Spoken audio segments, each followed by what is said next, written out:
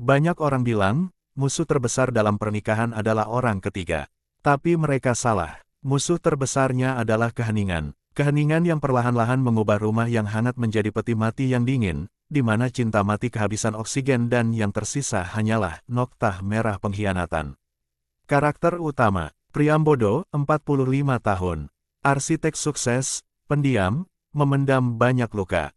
Ambar, 42 tahun, ibu rumah tangga, perfeksionis, merasa kesepian di tengah kemewahan. Gilang, 19 tahun. Anak sulung yang mulai memberontak karena muak dengan kepura-puraan orang tuanya. Kartika, 68 tahun. Ibu Priyambodo, mertua yang terlalu ikut campur namun merasa paling benar. Siska, 26 tahun. Wanita muda dengan pakaian yang rapi dan sangat modis. Retakan dalam gelas kristal, ruang makan mewah di kediaman Priyambodo dan Ambar. Jam menunjukkan pukul 20. Cahaya lampu gantung kristal memantul di atas meja marmer yang dipenuhi makanan lezat, namun suasananya sedingin es. Adegan dibuka dengan denting sendok dan garpu yang beradu dengan piring porselen. Ambar duduk tegak, matanya menatap kosong ke arah piringnya. Priyambodo makan dengan gerakan mekanis, matanya terpaku pada ponsel di samping piringnya. Ambar, suaranya datar, nyaris berbisik. Ibu tadi menelepon lagi. Dia bilang, kita belum mengirimkan uang bulanan untuk renovasi taman di rumah lamanya. Priyambodo, tanpa mendongak, aku sudah mengirimnya sore tadi. Mungkin mutasinya belum masuk, tidak usah dibahas di meja makan. Ambar, meletakkan sendok dengan dentingan yang sedikit lebih keras. Bukan soal uangnya, Mas. Tapi soal bagaimana dia bicara padaku. Seolah-olah aku ini manajer keuanganmu yang lalai, bukan menantunya. Dia bilang aku terlalu banyak menghabiskan uang untuk koleksi tanaman hias di belakang, sampai-sampai melupakan kewajiban pada orang tua. Priyambodo, menghela napas panjang, akhirnya mendongak. Ambar, bisakah satu malam saja kita makan tanpa ada keluhan? Aku baru saja pulang dari proyek yang kacau. Kepalaku mau pecah. Aku butuh rumah ini jadi tempat istirahat, bukan medan perang baru. Ambar, terkekeh getir, tempat istirahat. Bagimu rumah ini hotel, Mas. Kamu datang, tidur, lalu pergi lagi sebelum matahari terbit. Kamu tidak pernah benar-benar ada di sini. Bahkan saat kita duduk berhadapan seperti ini, pikiranmu ada di cetak biru gedung-gedungmu itu. Priyambodo, aku bekerja untuk siapa? Untukmu, untuk Gilang, untuk kemewahan yang kamu nikmati setiap hari.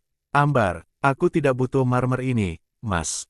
Aku butuh suamiku yang dulu. Yang mau mendengarkan ceritaku tentang bagaimana Gilang mulai jarang pulang, atau bagaimana aku merasa seperti hantu di rumah ini sendiri. Gilang tiba-tiba masuk melalui pintu depan dengan kasar. Ia mencoba langsung naik ke tangga tanpa menyapa. Priyambodo, tegas. Gilang, kembali ke sini. Sopan santunmu di mana? Gilang, berhenti di anak tangga pertama, menoleh dengan tatapan muak. Sopan santun, di rumah yang penuh sandiwara ini. Buat apa? Aku bosan melihat kalian berdua akting jadi pasangan bahagia di depan orang, tapi di rumah saling cakar lewat kata-kata. Ambar, mendekat, matanya berkaca-kaca. Gilang, jangan bicara begitu pada ayahmu. Gilang, ibu juga sama saja. Ibu selalu merasa jadi korban, tapi ibu tidak pernah punya keberanian untuk menyudahi semua ini. Kalau kalian sudah tidak saling cinta, buat apa memaksa aku makan di meja yang sama dengan energi yang menyesakkan ini? Aku lebih baik makan di pinggir jalan dengan orang asing daripada di sini. Gilang berlari ke atas dan membanting pintu kamarnya. Keheningan yang lebih pekat menyelimuti ruang makan. Ambar, suaranya bergetar. Lihat, dia hancur, Mas. Anak kita hancur karena kita. Priyambodo, berdiri, merapikan jasnya yang sudah dilepas. Bukan, kita, tapi caramu mendidiknya yang terlalu lembek. Aku keluar sebentar, jangan menungguku. Ambar, berteriak saat Priyambodo melangkah pergi. Pergilah, larilah seperti biasa, cari kenyamanan di luar sana, tapi ingat, Mas, noktah merah ini sudah menyebar. Kamu tidak bisa mencucinya lagi dengan uang atau kemewahan. Perkawinan kita sedang berdarah, dan kamu membiarkannya mati kehabisan oksigen. Priyambodo membanting pintu depan. Ambar jatuh terduduk di lantai, dikelilingi oleh kemewahan yang terasa mencekik.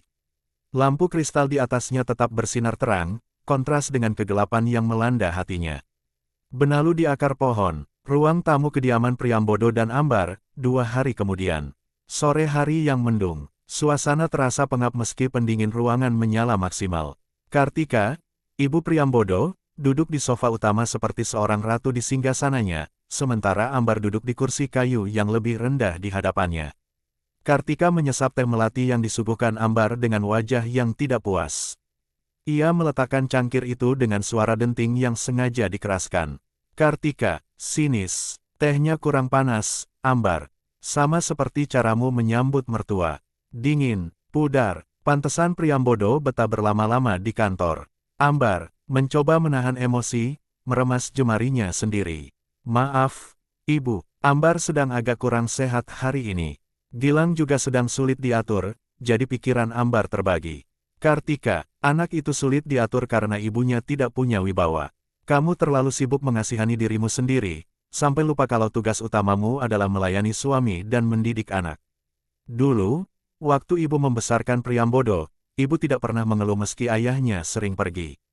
Ibu tahu posisi ibu. Ambar mendongak, matanya mulai memerah. Tapi ini zaman yang berbeda, Bu. Mas Priyam bukan hanya jarang pulang, dia seolah-olah sudah membangun tembok besar di antara kami. Ibu tidak tahu bagaimana rasanya bicara pada tembok setiap hari. Kartika, terkekeh sombong, tembok itu kamu yang bangun dengan rengekanmu. Laki-laki seperti Priyambodo itu butuh dukungan, bukan tuntutan. Kamu tahu, tadi pagi dia mampir ke rumah ibu. Dia mengeluh, katanya dia merasa tidak lagi dihargai sebagai kepala keluarga di sini. Dia bilang kamu selalu mempermasalahkan hal-hal kecil. Ambar, terkejut, Mas Priyam mengadu pada ibu. Tentang masalah rumah tangga kami. Kartika, kenapa tidak? Dia anakku. Darah dagingku, dia punya hak untuk mencari ketenangan pada ibunya kalau istrinya sendiri sudah tidak bisa memberikan itu. Dan satu lagi, Ambar. Kartika mencondongkan tubuh, suaranya merendah namun tajam. Ibu dengar dari teman-teman ibu, Priyambodo sering terlihat makan siang dengan asisten arsitek barunya itu. Siapa namanya? Siska. Dia muda, pintar, dan sepertinya tahu cara menghargai laki-laki hebat seperti Priyam. Dunia seolah runtuh bagi Ambar. Nama itu, Siska, seperti duri yang selama ini ia curigai namun takut ia sebutkan. Ambar, ibu bermaksud memanas-manasi saya. Di rumah saya sendiri. Kartika, ibu hanya memperingatkanmu. Jangan sampai noktah merah yang kamu buat sendiri ini menjadi alasan bagi wanita lain untuk masuk dan mencuci bajunya. Kalau sampai itu terjadi, jangan salahkan siapapun kecuali kegagalanmu menjadi istri. Pintu depan terbuka. Priyambodo masuk dengan wajah lelah, namun seketika tegang melihat ibunya ada di sana. Priyambodo, ibu, ada apa di sini? Kartika, berubah drastis, suaranya menjadi lembut dan penuh kasih.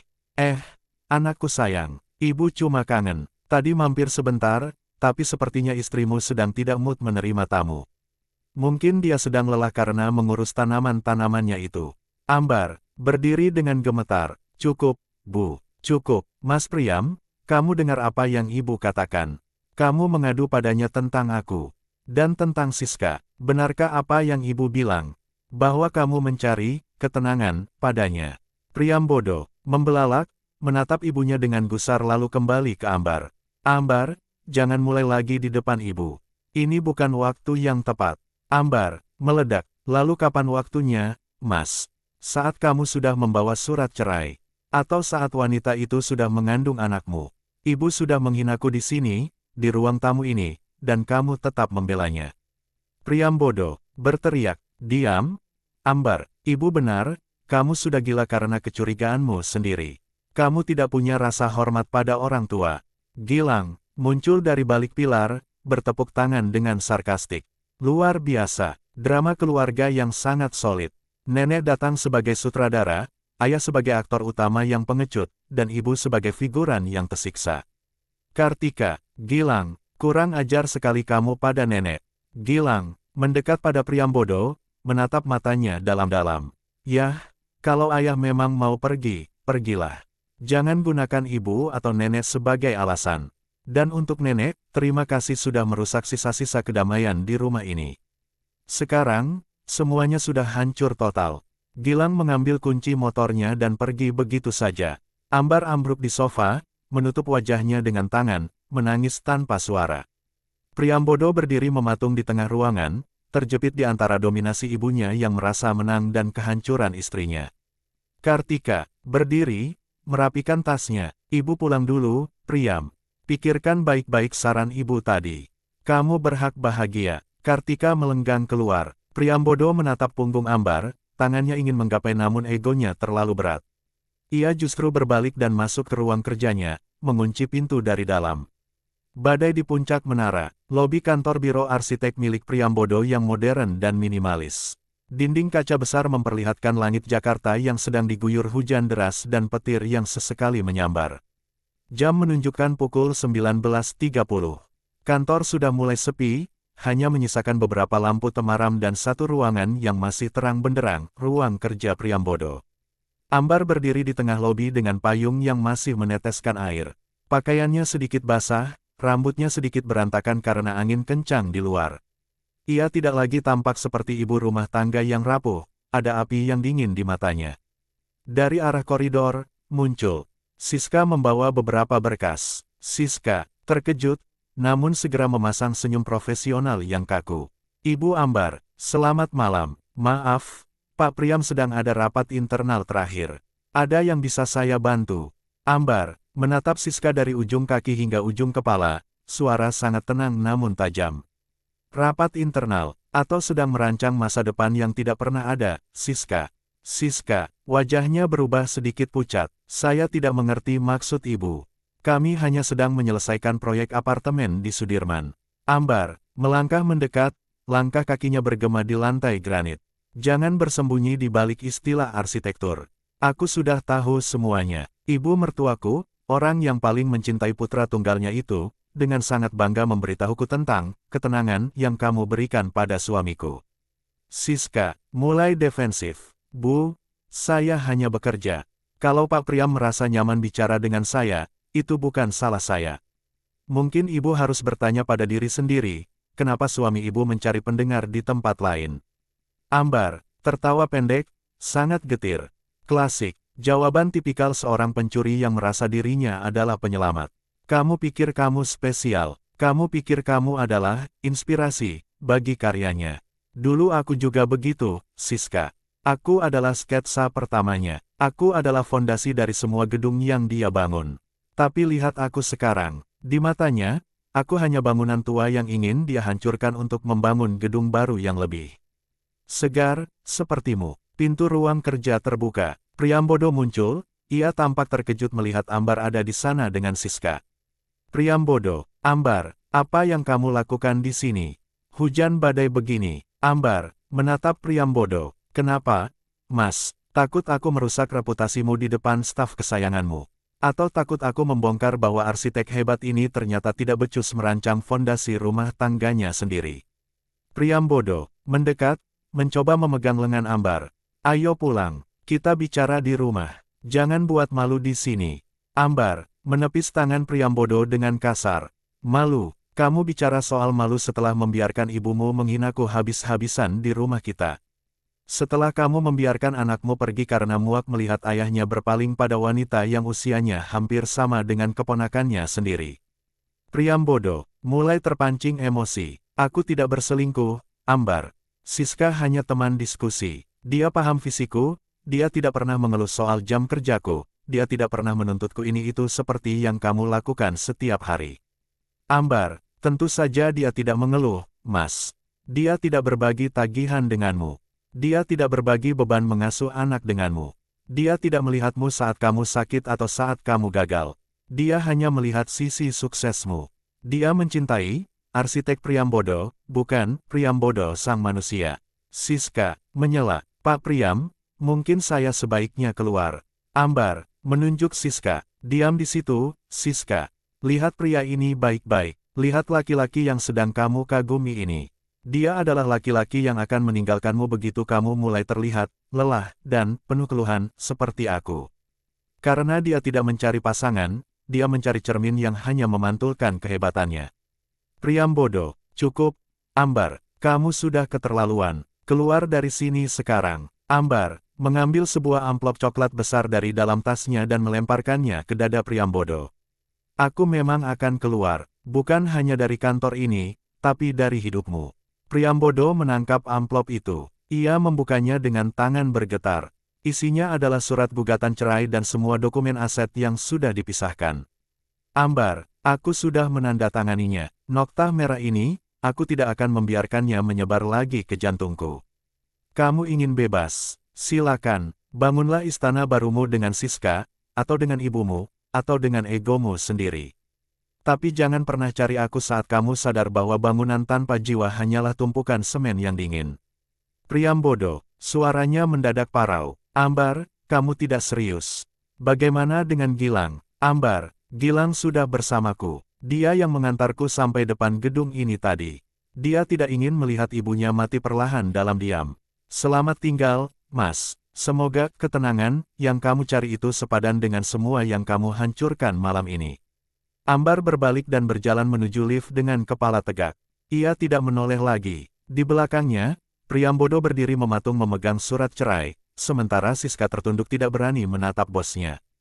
Petir menggelegar di luar, diikuti suara guntur yang memecah keheningan lobi yang luas itu.